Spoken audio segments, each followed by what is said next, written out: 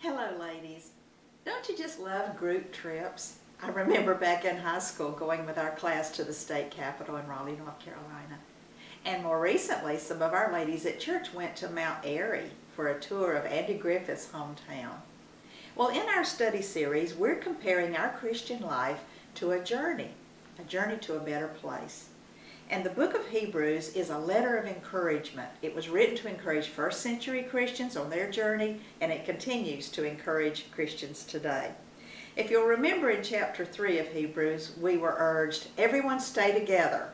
You do that on a trip. And we're all brothers and sisters traveling together on our journey to heaven.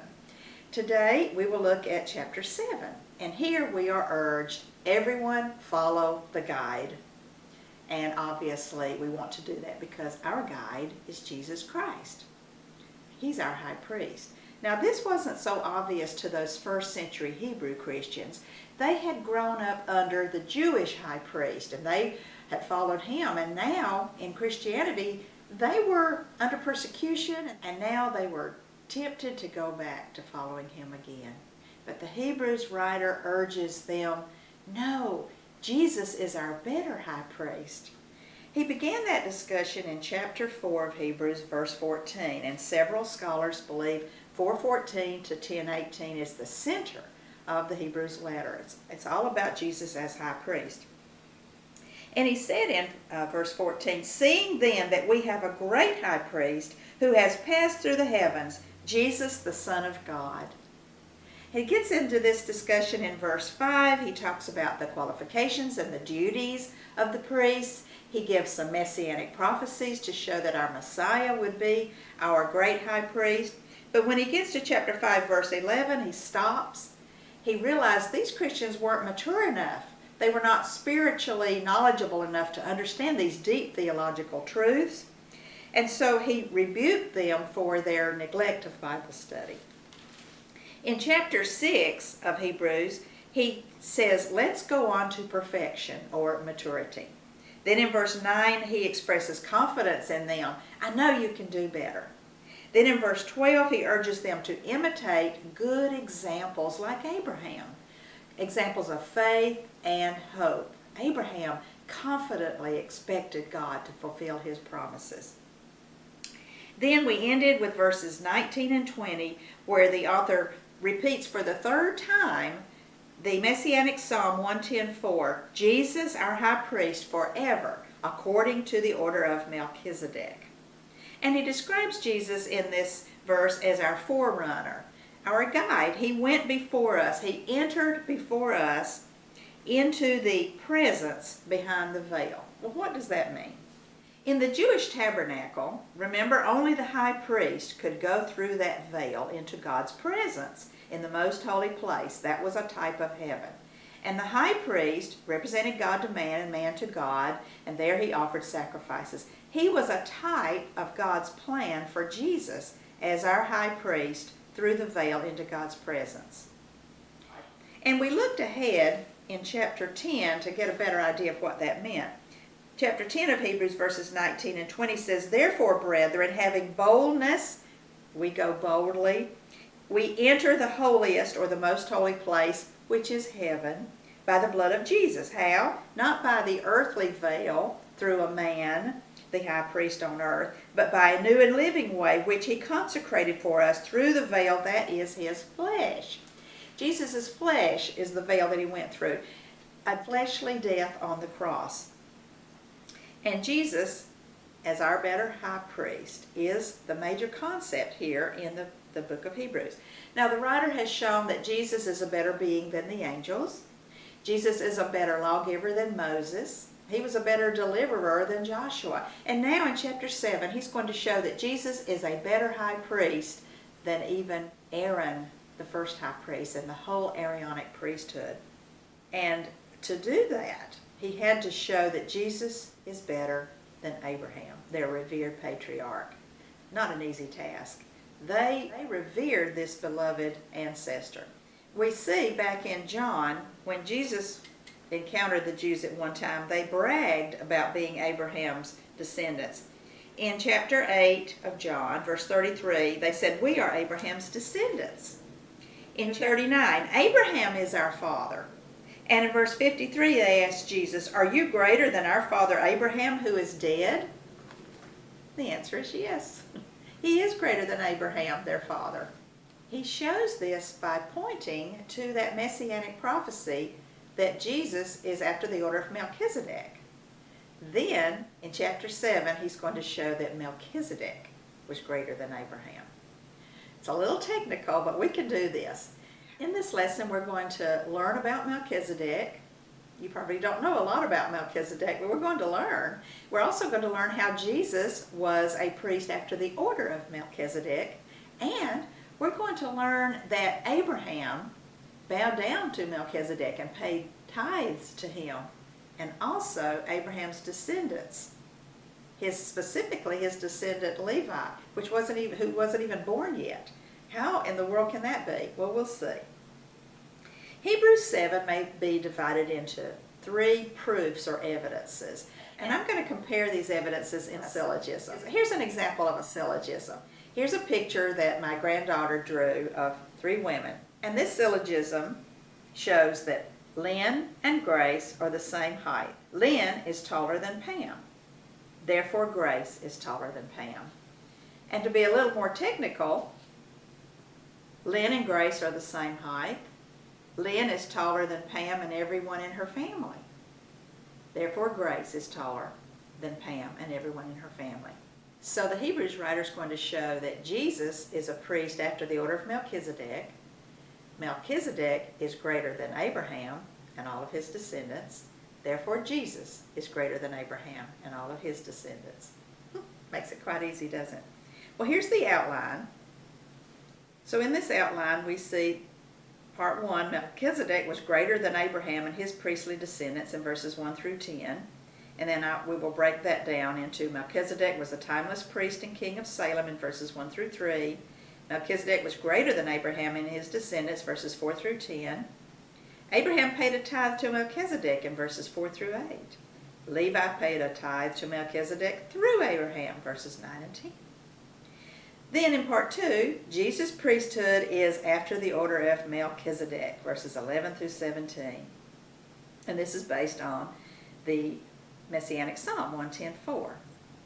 Finally, in part 3, Jesus is greater than Abraham and his priestly descendants, verses 18 through 28. And we'll look at that part next week. But this week we will start out with Hebrews chapter 7, verses 1 through 10, where the writer shows that Melchizedek is greater than Abraham and his priestly descendants. And as you see in the genealogy, Abraham is the patriarch of the Jewish family, and his great-grandson was Levi. All the priests came through Levi. Theirs was the Levitical priesthood. And then Levi's descendant, Aaron, was the first high priest. So his descendants were the high priest. And Melchizedek was superior to Abraham. We're going to see Melchizedek was superior to Abraham, so he was superior to all of his descendants. And the Hebrews writer introduces us to Melchizedek in the first 3 verses of chapter 7. Let's read chapter 7, verses 1 through 3. For this Melchizedek, king of Salem, priest of the Most High God, who met Abraham returning from the slaughter of the kings and blessed him, to whom also Abraham gave a 10th part of all, first being translated king of righteousness, and then also king of Salem, meaning king of peace, without father, without mother, without genealogy, having neither beginning of days nor end of days, but made like the Son of God, remains a priest continually. Let's break down those verses. Verse 1 describes Melchizedek as the king of Salem and the priest of the Most High God. Then he talks about an encounter Melchizedek had with Abraham. He met Abraham returning from the slaughter of the kings and blessed him, to whom also Abraham gave a 10th part of all. This encounter is described back in Genesis 14, 8 through 20. It was an encounter when some kings kidnapped Abraham's nephew Lot, and Abraham rescued him and met Melchizedek on his way back home. So let's turn to Genesis 14, verses 8 through 20. We'll summarize part of it and read part of it.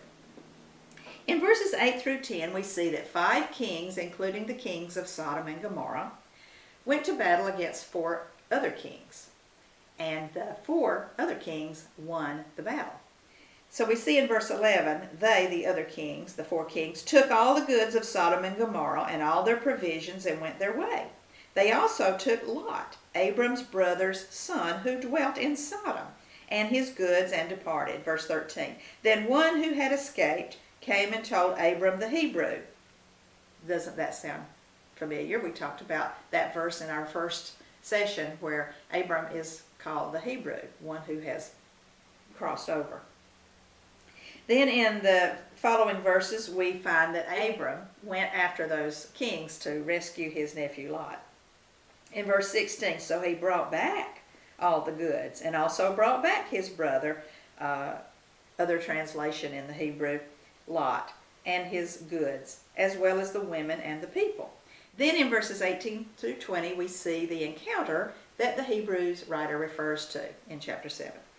It says, Then Melchizedek, king of Salem, brought out bread and wine. He was the priest of God Most High. And Melchizedek, blessed him, Abraham, and said, Blessed be Abram of God Most High, possessor of heaven and earth, and blessed be God Most High, who has delivered your enemies into your hand. And he, Abraham, gave him, Melchizedek, a tithe of all. The Old Testament, as we noted earlier, shows concepts and people and events that the New Testament fleshes out as part of God's plan. And Melchizedek was a type and shadow of Jesus. And the writer had just said in 6:20 that Jesus is a priest after the order of Melchizedek. An order is the Greek word taxis, originally a Greek term for rank or post or position. So he is comparing Jesus with Melchizedek. And the first 3 verses show that Jesus is comparable to Melchizedek and how he is comparable. In 7:1 it says Melchizedek is a king and a priest. Jesus is a king and a priest. The study guide on page 66 says this is to show this king, priest, as a shadow of Jesus. So he translated Melchizedek's titles, he noted the absence of ancestry records, and he compared his continual priesthood to that of God's Son. So he compares in these 3 ways, Jesus and Melchizedek. First, we'll note the translation of Melchizedek's titles. In Hebrew, it's the word Melchizedek means king of righteousness, and it says that here in verse 2. It also says he was the king of Salem. The word Salem, shalom, means peace. So he's the king of peace. It says that also here in verse 2. Is Jesus ever referred to with the words righteousness and peace as a king? Yes. In Hebrews 1:8, we read that God the Father said of Jesus, The scepter of righteousness is the scepter of your kingdom. In Jeremiah 23:5, we read, Behold, the days are coming, says the Lord, that I will raise to David a branch of righteousness. A king shall reign and prosper and execute judgment and righteousness in the earth. Isaiah 9:6 calls him the Prince of Peace. And Zechariah 6:12 and 13 prophesies, He will sit and rule on his throne. So he shall be a priest on his throne with the counsel of peace. So both Melchizedek and Jesus are referred to as kings of righteousness and peace. There's a comparison here to show that Jesus is a priest after the order of Melchizedek. So we looked at their titles being similar. Now we'll note the absence of ancestry records. This is in verse 3. Without father, without mother, without genealogy, having neither beginning of days nor end of life, but made like the Son of God. The study guide clarifies a little. It says the writer obscured Melchizedek's birth, death, parentage, and posterity. Scripture generally gives an ancestry of renowned characters, and you've read those genealogies. It's very precise, and it usually names their fathers, and the Jews were meticulous about keeping genealogical records, Ezra 2:62. But here he obscured Melchizedek's records to compare him with Jesus. Jesus is God's eternal Son. And then the third thing comparing Jesus and Melchizedek is he compares their continual priesthood, or he says that their priesthoods are continual. Look at the end of verse 3. remains a priest continually, and the study guide shares. This implies that his priesthood had no predecessors or successors, symbolizing the timeless priesthood of Christ.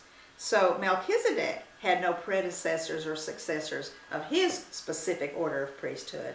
Neither does Jesus. So we see some comparison here. Psalm 110:4, Jesus is a priest forever after the order of Melchizedek. Melchizedek was a type and shadow of the future Messiah, King and priest, Jesus.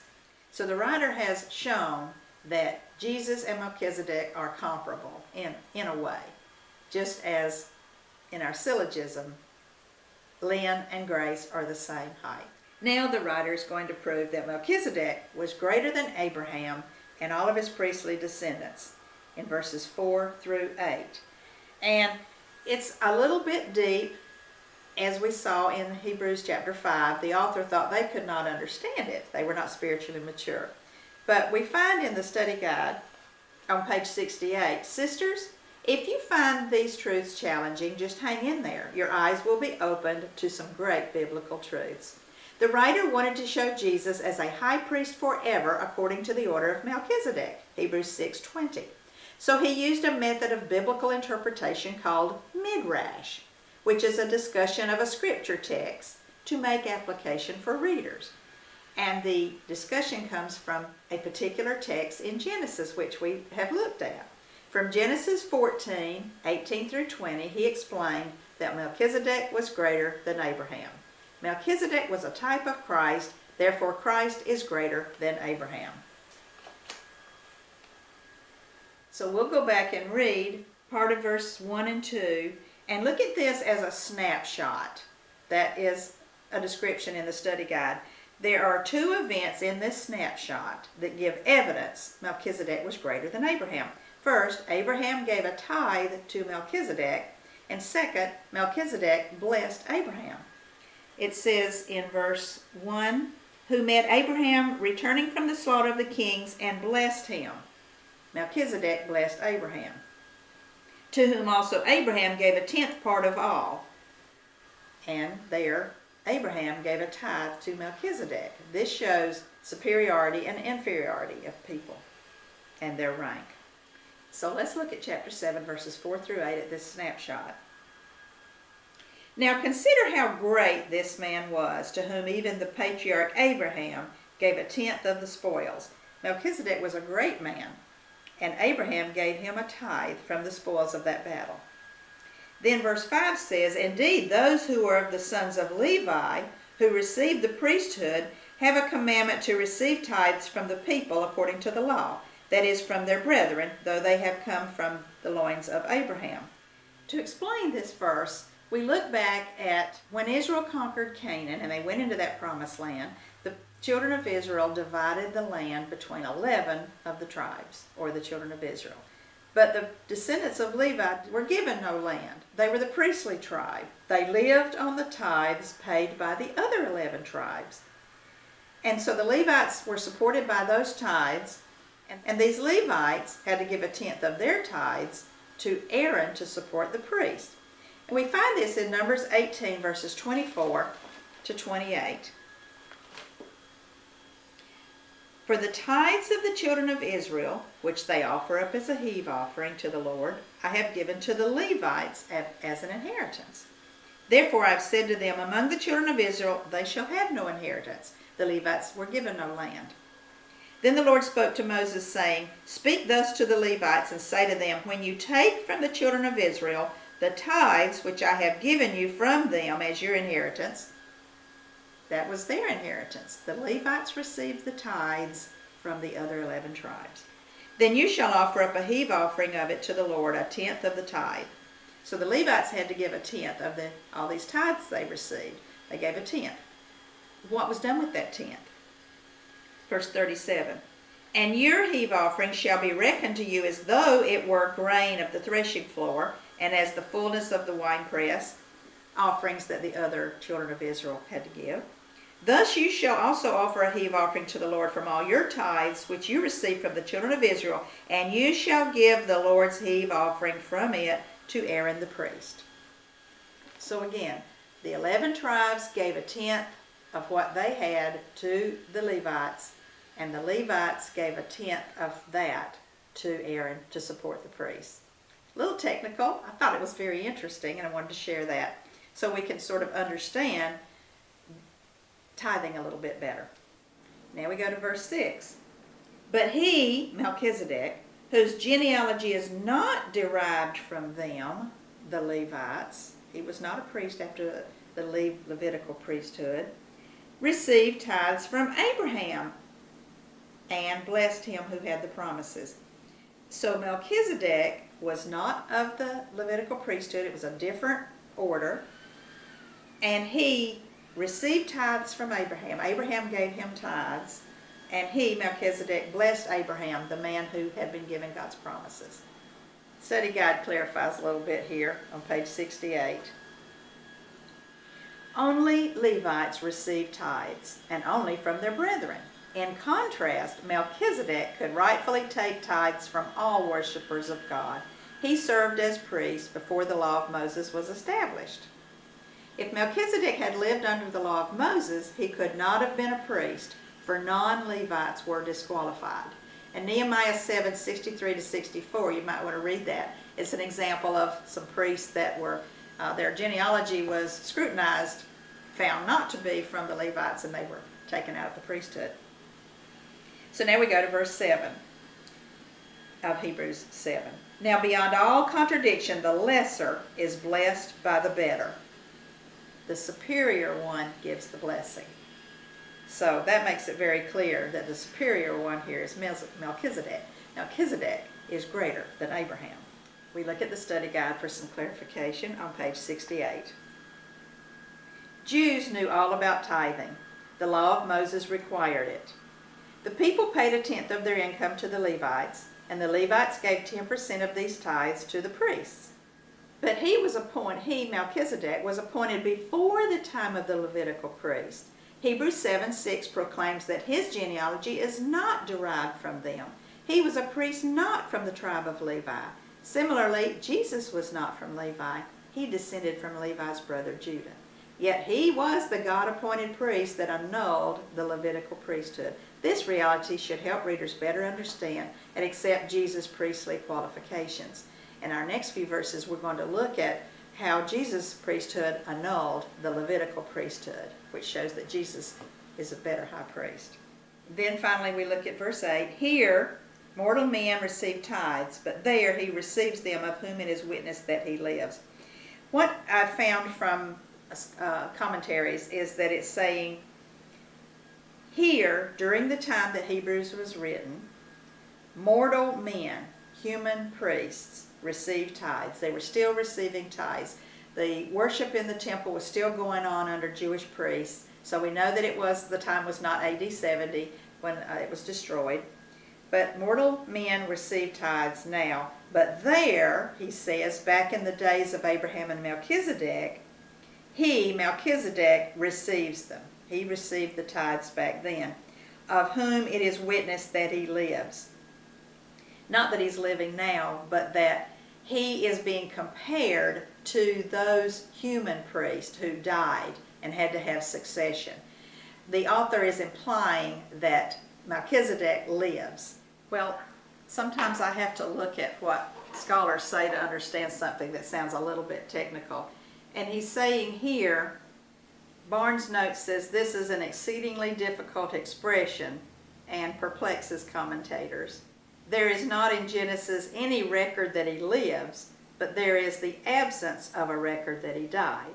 And this seems to have been regarded as, in fact, a record of permanency in the office. So the fair and obvious meaning is that all the record we have of Melchizedek is that he was alive. We have no mention of his death.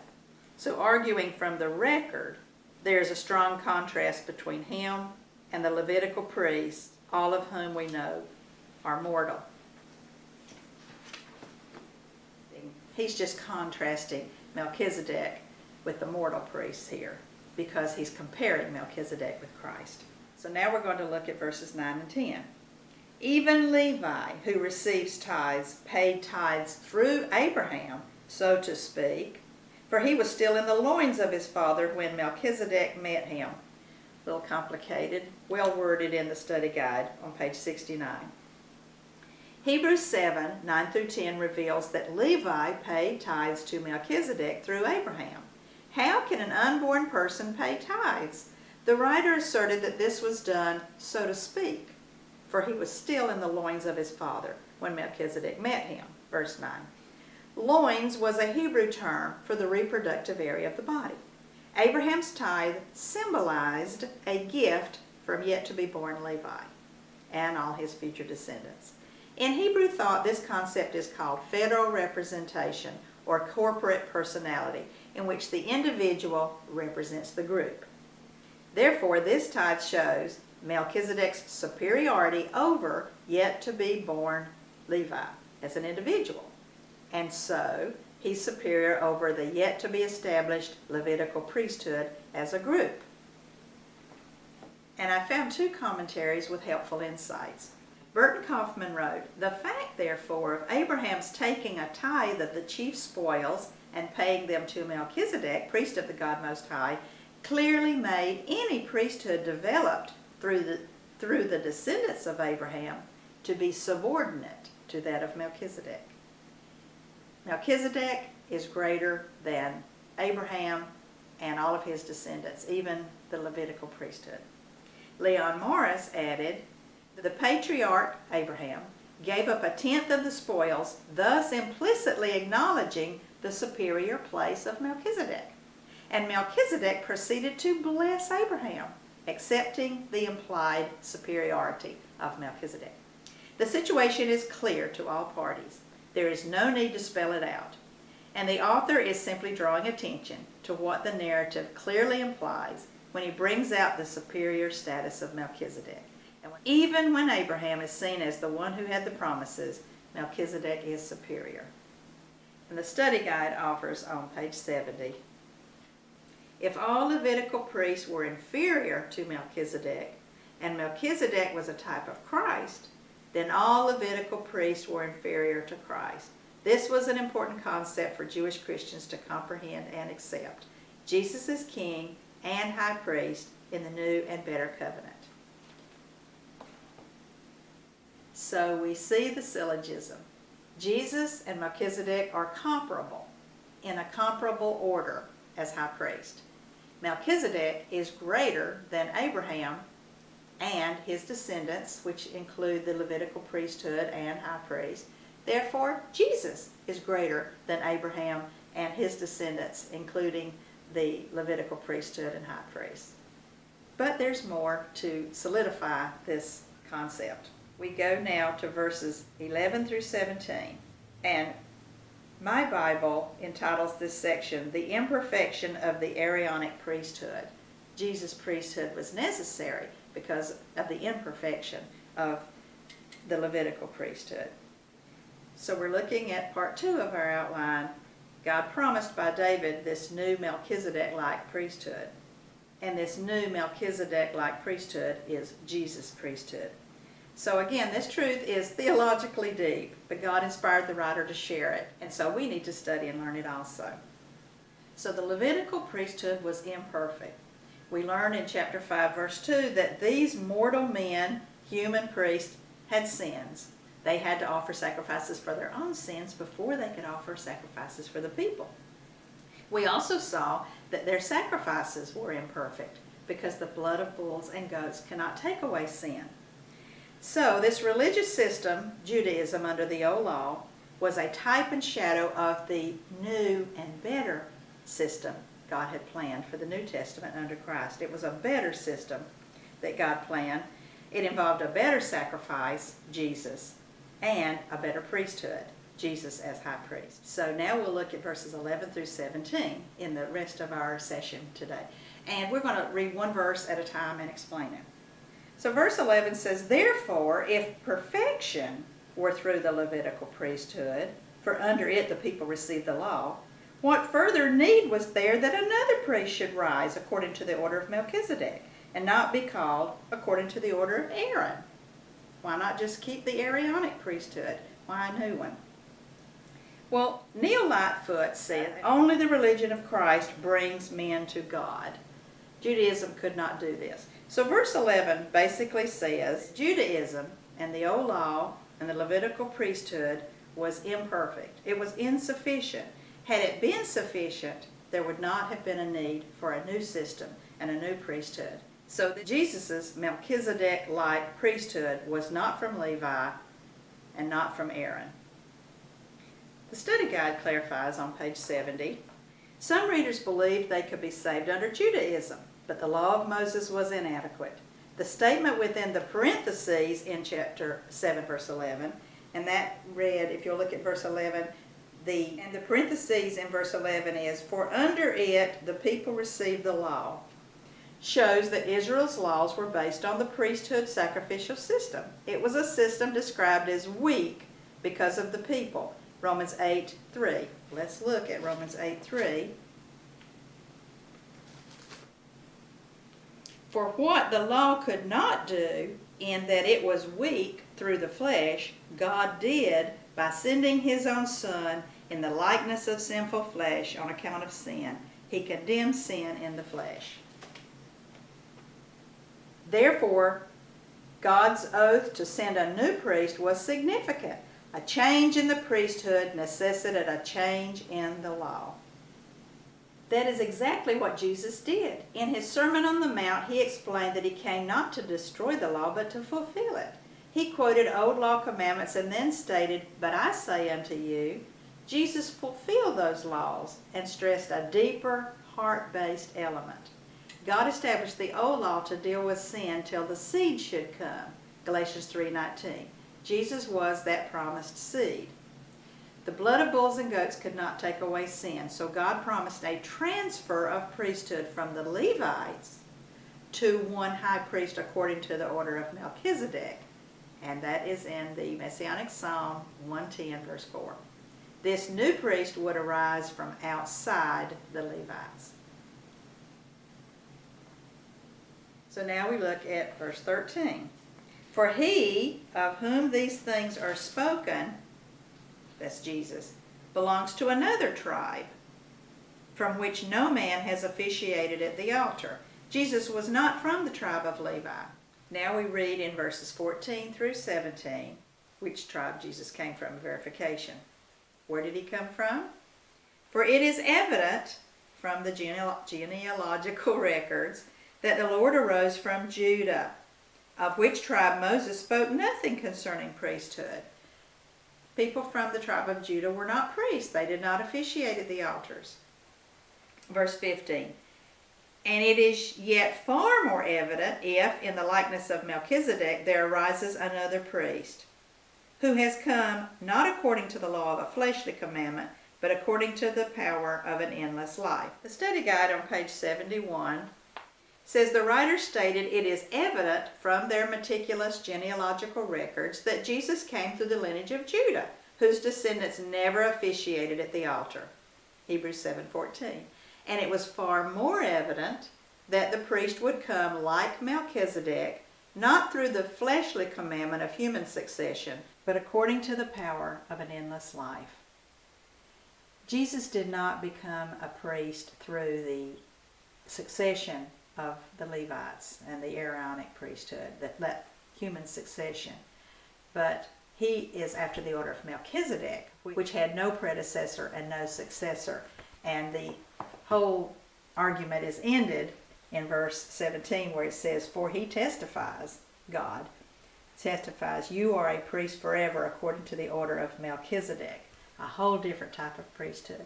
But I think the Hebrews writer has made his argument, don't you think, in the syllogism? Jesus is a priest after the order of Melchizedek. Melchizedek is greater, or was greater than Abraham and his descendants, including the Levitical priesthood, which was the Aaronic priesthood. Therefore, Jesus is greater than Abraham, their beloved, revered patriarch, and his descendants, including the Levitical priesthood, and that means also the Aaronic priesthood.